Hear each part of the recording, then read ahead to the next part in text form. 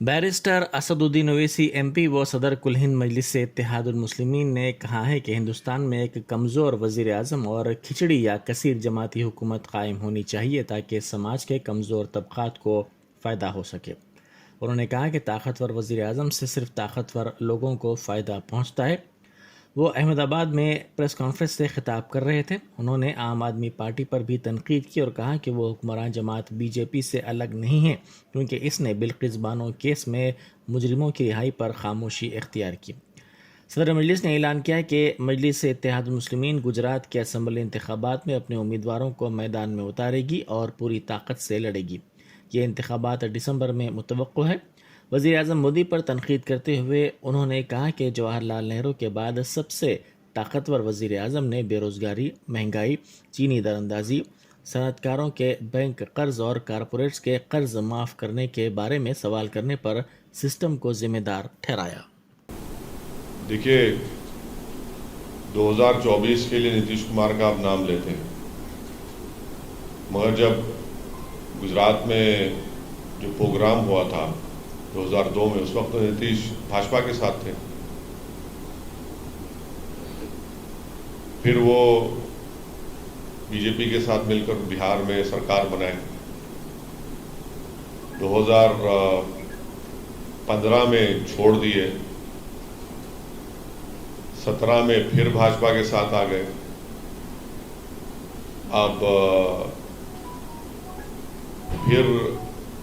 अब छोड़ दिए हैं, फिर किसी के और के साथ चले गए हैं।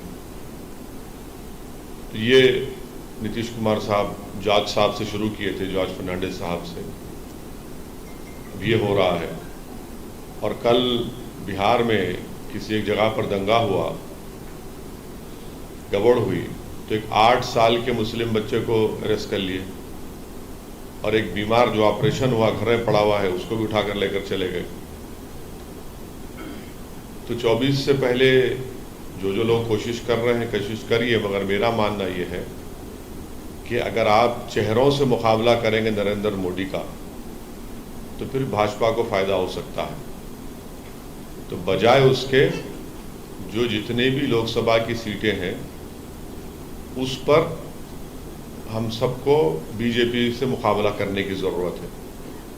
जो बीजेपी आज देश के प्रधानमंत्री, अगर उनसे आप रोज़गार के बारे में पूछेंगे, महंगाई के बारे में पूछेंगे कि क्यों चीन अभी भी डेप्सांग और डेपचांग में अपनी फ़ौज को लेकर भारत की ज़मीन पर बैठा हुआ है, तो प्रधानमंत्री जवाब देते हैं कि नेहरू, मुग़ल। ज़्यादा आप पूछते हैं कि ये इतने बड़े इंडस्ट्रियलिस्ट का कॉरपोरेट टैक्स क्यों माफ़ कर दिया गया, या जो भी उनको मदद क्यों की गई है, और किसानों को क्यों नहीं की जा रही है, तो बोलेंगे सिस्टम मुझे काम करने नहीं देता। 300 एमपी उनके पास हैं। पंडित नेहरू के बाद अगर कोई पावरफुल प्राइम मिनिस्टर है सेकंड मर्तबा, तो वो है, मगर उसके बावजूद भी वो सिस्टम की बात करते हैं। तो इसीलिए मेरा मानना ये है कि अब इस देश को एक कमज़ोर प्रधानमंत्री की ज़रूरत है। ताकतवर तो देख लिए, अब कमज़ोर चाहिए ताकि वो कमज़ोरों की मदद कर सके। ताकतवर की मदद कर रहा है, वो बेचारा कमज़ोर तो कुछ देख रहा ही नहीं है। तो मेरी ख्वाहिश ये है कि एक खिचड़ी सरकार बने, क्योंकि गुजरात की खिचड़ी, हैदराबाद की खिचड़ी मुख्तलिफ होती है, यूपी की खिचड़ी मुख्तलिफ होती है।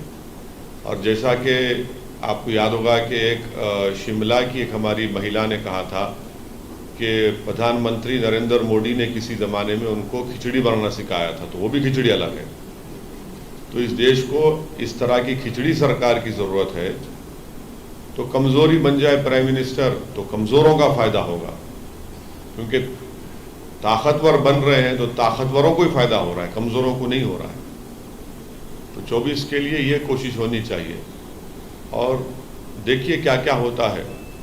24 में यकीनन भाजपा के पास 300 एमपी हैं, और गुजरात में आप जानते हैं कि एक भी सीट कांग्रेस पार्टी के पास नहीं है।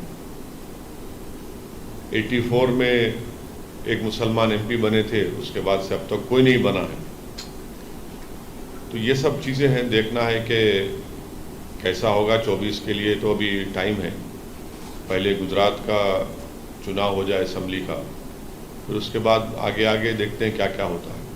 कितने का माने मतलब सभी दल जो हैं एक साथ मिलके हैं?